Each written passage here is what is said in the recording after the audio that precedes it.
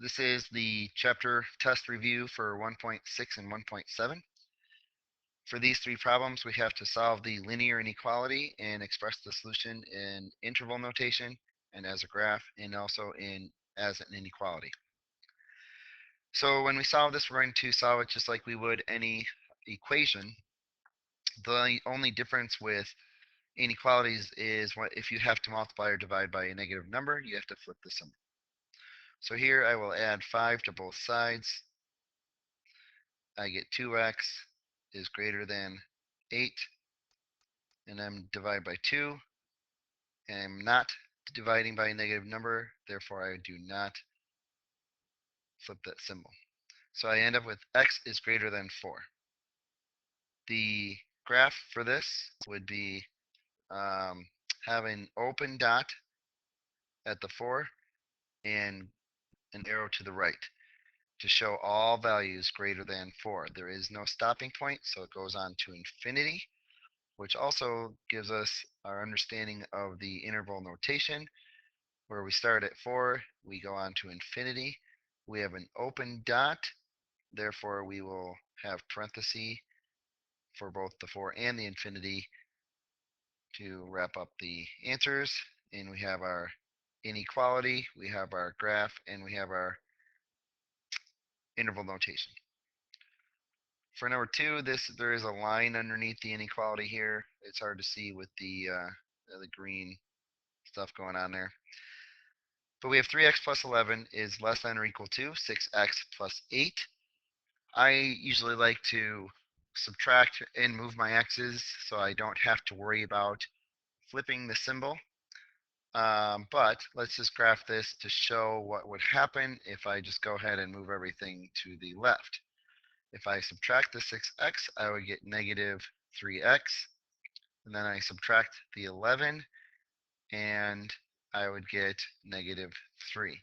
Here I am dividing by a negative 3, and therefore I need to flip the symbol to be greater than or equal to, and I have x is greater than or equal to 1. This is my inequality. When I graph this, I have my 0, I have my 1.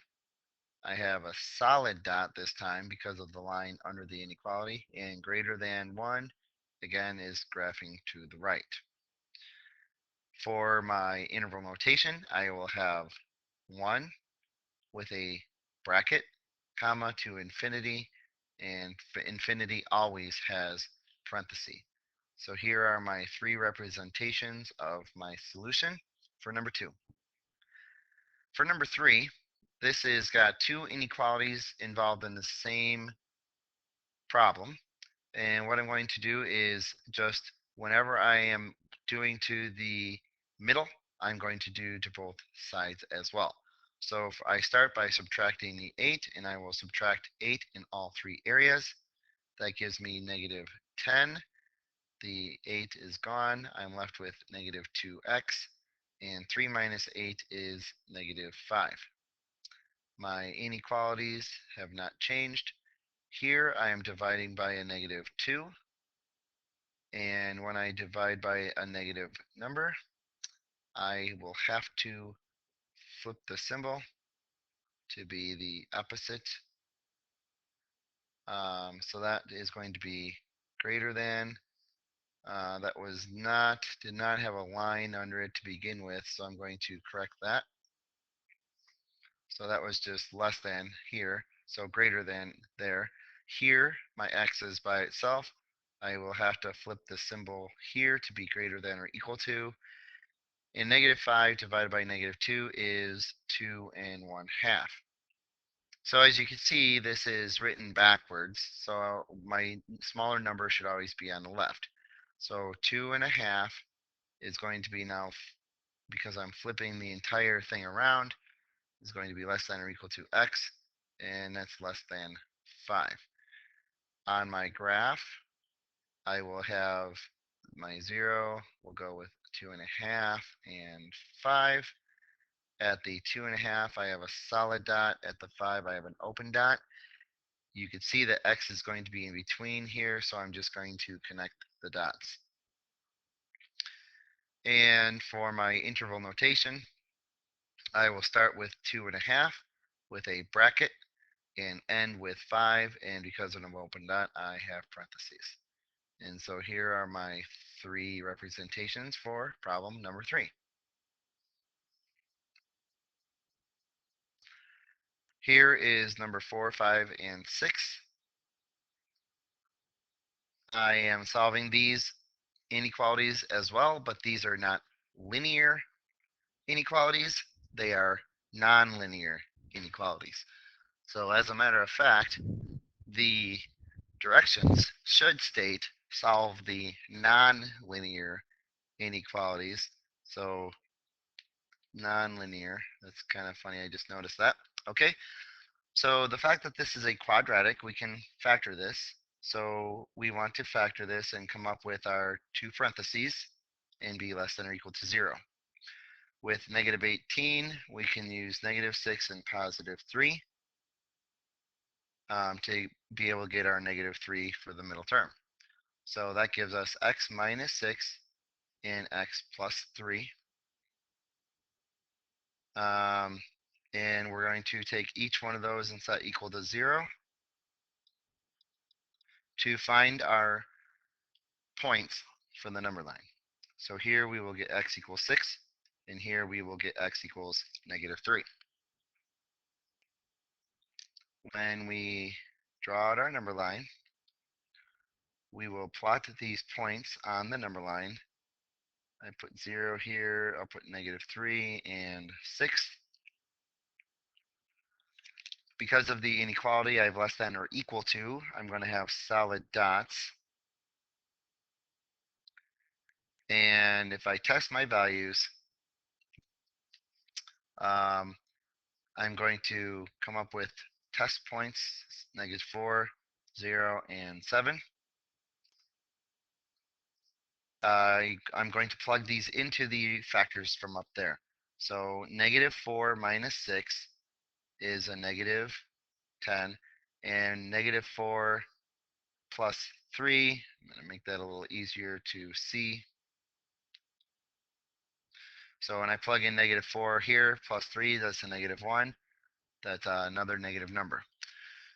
With 2 negatives, that will give me a positive answer, which is not what I need. Right here it tells me I need a negative because it says less than 0. So 2 negatives here will give me a positive outcome, which is not what I need. When I plug in 0, I get 0 minus 6. That's going to be a negative number. 0 plus 3 is a positive 3.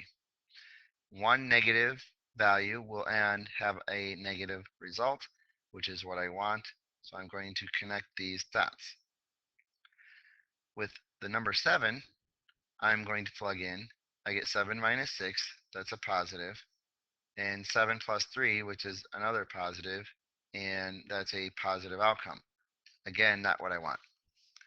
So my graph goes from negative 3 to positive 6 on the number line as interval notation. I don't need an inequality.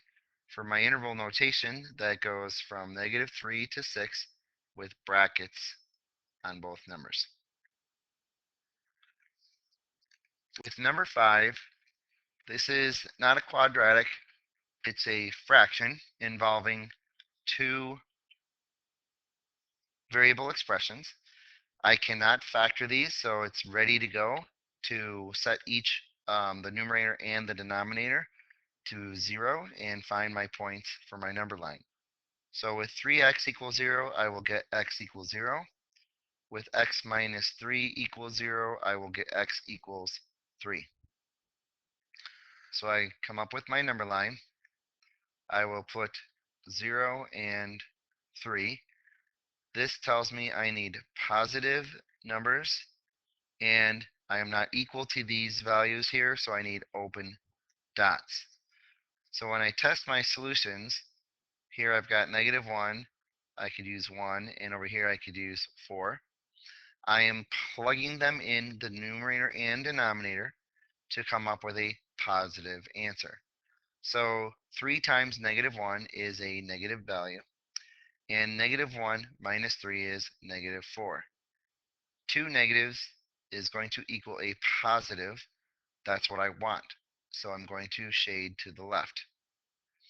If I plug in +1, I get 3 times 1, which is a positive answer, and 1 minus 3, which is a negative answer. Having a positive and a negative will give me a negative result, which is not what I want. Over here for the 4, 3 times 4 is positive 12, and 4 minus 3 is positive 1. Two positives is going to equal a positive. Again, that's what I want, so I want to shade to the right. So here's my graph. My interval notation, because I'm pointing left to with no stopping point, that goes from -infinity to 0 with parentheses.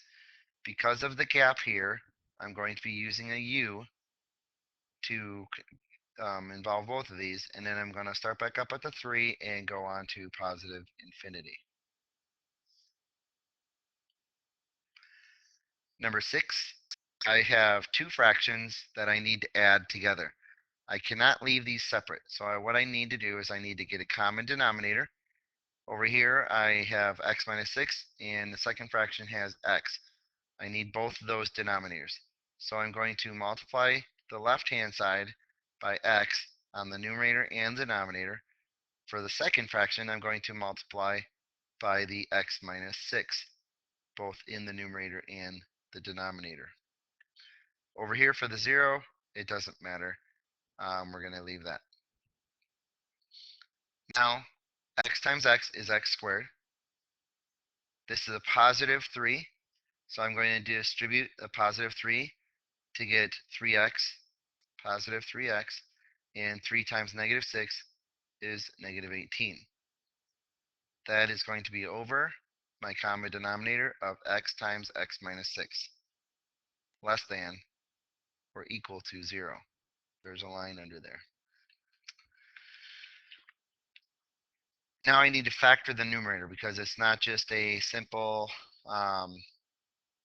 factor like we had over here with 3x and x minus 3.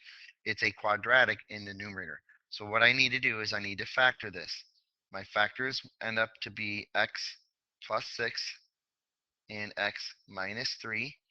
6 times -3 is -18, and 6 plus -3 is positive 3. So now I've got my factors in the numerator, and I have my factors here in the denominator. My inequality has a line under here, which means I will be